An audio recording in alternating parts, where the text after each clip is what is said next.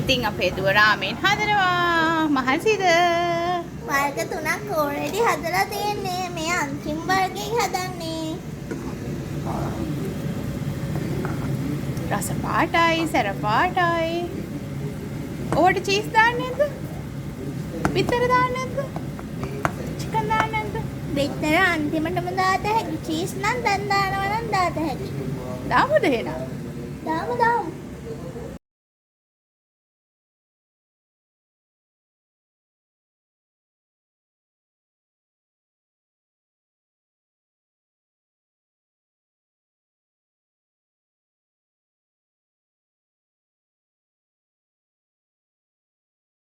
තියෙන්නේ මගේ රාමෙන් ටික.